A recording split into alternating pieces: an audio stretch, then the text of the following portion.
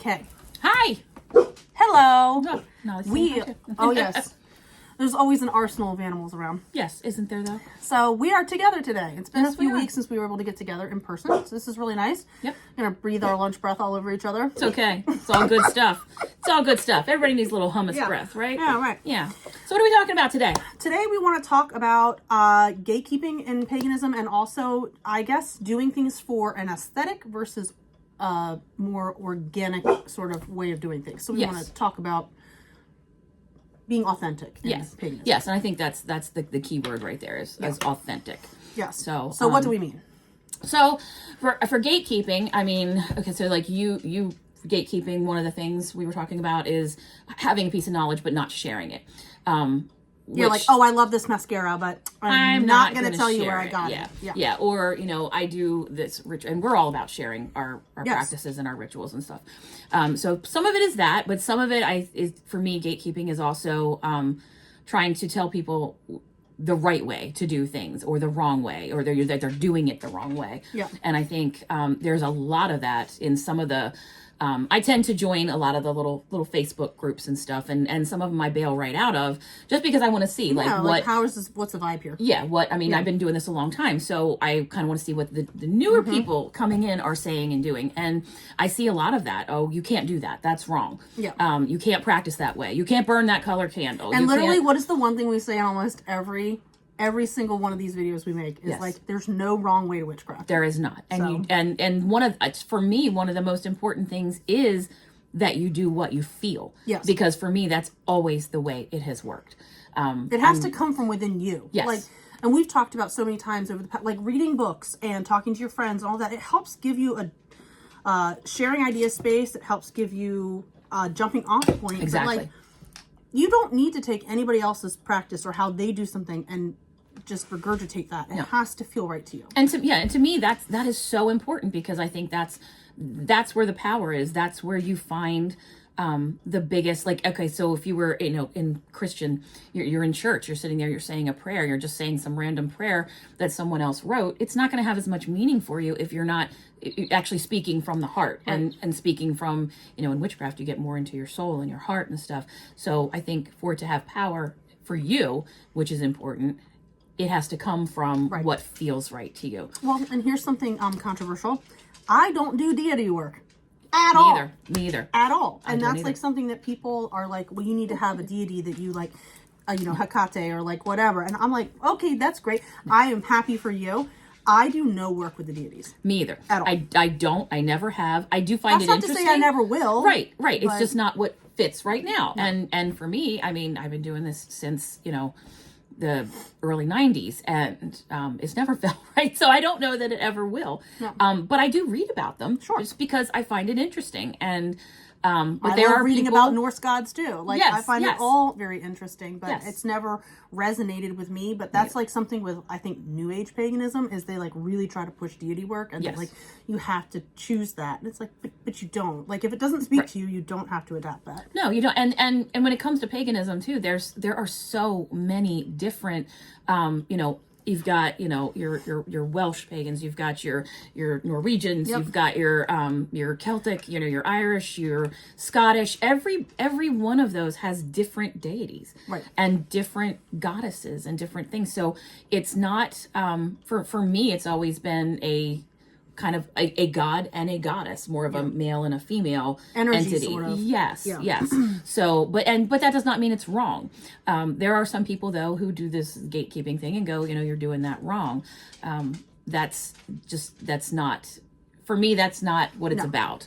You also have, and then we have the aesthetic thing now, which is interesting to me in a way. Because I think, and we were just talking about this at lunch. We were talking about this. While we were stuffing our faces with delicious treats. Yes, it was really good stuff. Just made the best parsnip Oh, yes, soup. I made parsnip soup with the parsnips my dad made that were, the size of my forearm? It was ridiculous. Yeah, so. But really good soup. Super good soup. So, so thanks, Cold Cut, for that. Yeah, thank you, Cold Cut. There is this aesthetic thing now where, people, the majority of people that I know that practice witchcraft you would not know them walking down the street. You know, it's like, oh, there's a pagan next door. You know, I've just found this out. I didn't know she was pagan. I didn't know that she was a witch. But I think both of us, you can probably like walk onto our porches and go, oh, today I am wearing purple. This was a gift, and I usually am dressed in all black. So the fact that I'm wearing color today is a big step. So I do predominantly wear all black. So like but you also don't go the whole, and I wear a lot of black. But I'm not dressed like Stevie Nicks every day at the grocery store. Exactly, okay. Exactly. And I think the majority, and on the alternative, you're not also dressed, nor am I, like, you know, a goth person. And not to say that you can't be goth and be into witchcraft, but I think when people think of witches, they don't necessarily think of us. And the majority of people that I know that practice are like us. Every day. I mean, they're like, you know, they're just, yes, they're very earthy people, but not easily identifiable out, you know, in public. You don't go, oh, witch. It's just not like that. And if you want to be that way, and that's your genuine self, that's great. But I do think that there's a lot of, pushing an ideal. Yes, exactly. That's exactly it. Pushing an ideal. Like, okay, we're going to do this and we're going to be witches and this stuff. It is not, while it can be so easy, there's a lot of things out there and a lot of sites out there now, I think, that promote just, you must be dark and you must have the deities on board with you. And you know, there's a lot of things there. It is not like that. It is not. I think some too, like I see some of these much larger content creators, and they must spend their entire day doing their makeup, getting their house ready, you can't possibly be focused on the actual organic aspects of your practice if you're so worried about what it looks like. Exactly. And I think that's where my frustrations lie, is it doesn't come across as realistic to other people too. People see that content and they're like, oh my God, she must spend 8 hours a day doing her hair and her makeup, making sure this little shelf over here looks great. Like, I play with my stuff all the time. I love hair and makeup, obviously. But like, some of these I obviously don't really care. Some of these content creators are not, it's not realistic, putting it out there in a realistic way. Like, not all of us have 12 hours a day to put into having this witchy aesthetic. Like, and also, if you're concentrated on the aesthetic, you can't possibly be fully concentrated on the actual spiritual side. You can't. And exactly, we were talking about that. There was, you know, there's a couple and then you're people doing it for the wrong reasons. I'm just going to say. Yes, and I mean, both of us really don't. I'm pretty certain you don't. I know I don't. I am very funny about filming or taking pictures of especially my working altar. This back here, I don't really, that doesn't bother me. I'm less, but like, I don't film when I'm doing a ritual, because how can you possibly do the ritual? I might set it up and take some pictures, but then once I go to do the actual ritual, you're not going to see me on film. I'm not going to do that. I can't. A lot of times, you can't do it. Donna and I do, like, she'll post one day, I post the next, and that's kind of how we've worked it out for TikTok and things like that. And sometimes we'll each do like a tutorial on how to do this ritual or whatever. And a lot of times we are doing that ritual that day. Yes. And we've set it up, and we will do a test run to film it to show you guys what it's like, and then we actually internalize it and do it peacefully on our own afterwards, or whatever. But oftentimes, like, you can't, if you're so focused on, it's impossible. I don't know how you would do it. You can't. I really don't know how you would do it. You can't be intentionally practicing if you're so focused on what does this look like. No. That makes sense. To me, I mean, we're not trying to gatekeep here, but I just don't do that. It's wrong. No, I just don't.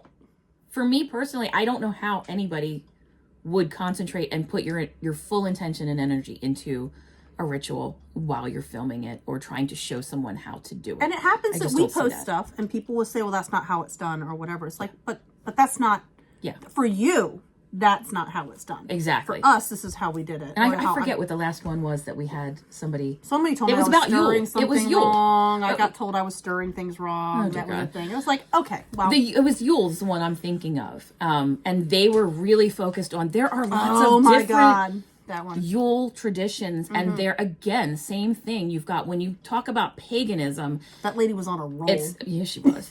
Yes, she was. She would not give up. There are so many different versions of paganism. You cannot possibly say, okay, this is where it is right here, and nothing else is correct. That'd be like telling a Christian who is of like Lutheran faith that something Catholic Like you're trying to push different things on. Like everybody has different stuff. Right, exactly. So, and it's just like I said, I can't even, and I always like to tell people, be very careful of the people that you are following as far as trying to learn things about paganism and especially witchcraft, because we do have a lot of these aesthetic witches that we call them, and they're cute as shit. Don't get me wrong. They're freaking adorable, but that's not real life. That's not reality. There's, they usually have a room set up, and don't get me wrong, I mean, we've got our room set up, but I mean, they have like what you would see in the movies. Set. Yeah, on a movie set, or something. And it's their filming room is what it is. And ask them to see the rest of their house. Exactly. Where are their kids' toys? That's what I want to know. Yes, exactly. So, just this whole thing of, always keep that in your heart. Always keep that as your main focus. And back to the one thing for me is just you don't do any harm. Right. And you don't cast ill will. I think any witch would tell you that. I think that is like the common rule across the board is the negative. People that are about it? Some of these sites that I joined and then quickly bailed off of, they ask for how do I hex this person? He did this, she did that, whatever. How do I do that? And you don't. I never recommend that. Just number one, would you ethically do that? I mean, so okay, you don't like somebody in real life. I hope she gets hit by a car. You wouldn't do that in even whether you're Christian, Catholic, pagan, Wiccan, whatever. I would hope that you would not do that. It doesn't make you a good person. So it does not, and it does. Karma's across the board. That's what I was just. Karma is, I don't care what you are. Karma exists. If you call it just a layman's term, karma would be the thing that everybody knows. You do not want bad karma. Yes, and if you go back to most old school witchcraft practices and the people that, have been doing this since the 30s, the 40s, the old. Gardener stuff, and that's the biggest thing that it's always been is don't cast ill will, and it will come back at you threefold, and I firmly still believe that. But you still have people on these sites that they will ask for these hexes, they will ask for this and that. How do I create bad mojo? I always see the thing about how do I get a freezer spell against my ex or shit like that. I'm like, what are you doing? A lot of that stuff, but then you also inevitably have somebody that comes up and says, oh, we don't do that. But then you have the person that comes back and says, but we don't gatekeep either. We're not gatekeeping. We can't control what they do. Okay, but you can recommend. And for me, that is just not. Listen, I think that is the one big thing that we can say to each other is don't cast ill will. I'm just going to continue to use my power to manifest kittens. That's my There you plan. go. That is my continued plan. And nobody hates kittens. Nobody hates There's kittens. no ill will in kittens. No. So, I think that is like a rule that if there is one rule to stand by, that is a good one. And that just makes you a well-rounded person. Like to not put ill out there on other people, Yeah. And sharing. I think, as far as sharing things, I think it's the whole love thy neighbor thing. It's really, yes. It's really important to share what we have found works for us and our knowledge. And I think we do a pretty good job of, telling people, okay, this is what we found that works. This is what my practice entails, but you can use that as a jumping off point, like we said, and you can, create your own power, your own intention, your own focus of what you're trying to do without, copying exactly what somebody does. Yeah, and it's kind of nice too because... But we share that knowledge. Yes, and then when you get together in a group setting, like your way that you practice is different, so it amplifies that experience because this person's bringing this to the table, this person's bringing that, and it's just like humanity. You want there to be diversity and everybody to have their own opinions. Like life would be so boring if everybody was the same. And I wonder too if some of this came about too with not sharing your practices and not sharing your beliefs and things because of the whole fear of witchcraft. Probably. I wonder if some of it kind of started with some of that. So you don't just go out to the random person at the grocery store still and go, hey, right. I see that skin tag you got there, but I think we can get rid of that if you practice a little. You just first of all, you're not supposed to talk about people's skin tags. Yeah, or whatever. They're you just don't. I still don't offer up to everybody. I mean, most people that know me and talk to me and spend any time with me for figure it out in 10 seconds. At least an hour are going to figure it out. But or you just walk into the maybe less, and or walk into my house or on my porch. I mean, you're gonna know just from some things that are there, but you also still, it's not something I share with just anybody and everybody. No, but that's more so fear of persecution. It is at some level. But what I was thinking was, imagine if you went to like a Christian service and they were gatekeeping information. That's what the congregations and services and all that happens, is because you're there to share information and inspire as a group. So it would just be nice if there was a little more of that dynamic, I guess, going on. Yes, totally. I totally agree with that. And, just everything cannot be, and some of this is because of that too. Like, everybody gets upset or offended at something, and just everything can't be, everything can't be that, it's got to be, we can't take offense at everything, one witch's practice against what I do or what they're doing that I don't think is right. I can't go, oh, that offends me. That's their practice. Right. That is their practice, and that's what they do. So, but you then don't have to practice what you don't like either. Exactly. It's sort of like when you see something on the internet you don't like, you can choose to engage, or you can choose to just keep on scrolling. Yeah, exactly. And that's is it, I don't even necessarily, I mean, like some of these groups, when I find that there's a lot of that stuff, I will just, politely excuse myself from the group. But I'm not going to sit there and argue and debate about whether it's right. Now, somebody asks me about that. I've had people ask, and I will tell you, if you ask my opinion, I'm going to tell you that, it's not something we do. But other than that, if people want to do it, let them do it. They're going to find out the hard way. That's fine. They're going to learn in the long run. I guess the big and I think people that want to do that kind of stuff are really not. They might be following, some witchcraft things right now because it's, there are a lot more people into it now, and some of it is genuine, but some of it is also, oh, this is what I'm doing at this moment.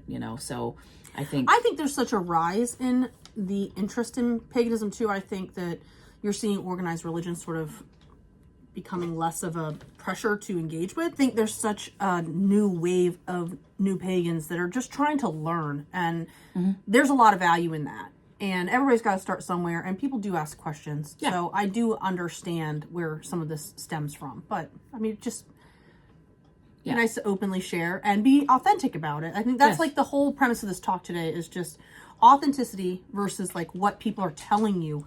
Yeah. I don't like to be told what to do. Yeah. Don't tell me what to do. None of us really do. I don't think in general any witch does, but I really don't. And I mean, or a pagan person. I mean, pagan. So we're all burned at the stake. That's right. That's why we all branched out and did our own fucking thing. So it's just kind of inherent. But just watch who you're following. Watch what you're doing. Take it all in with a grain of salt. Remember that most of us are just sort of humble every day. Yeah. And I suggest like looking at some of these smaller creators, because they're going to have a much more authentic take on it than these ones. I mean, their content is quite beautiful, but they, I'm not sure how authentic it really is. Yeah. And they may have started out, like that. And then got in a lane. I think once something becomes about, money and popularity and perception, then it gets askew.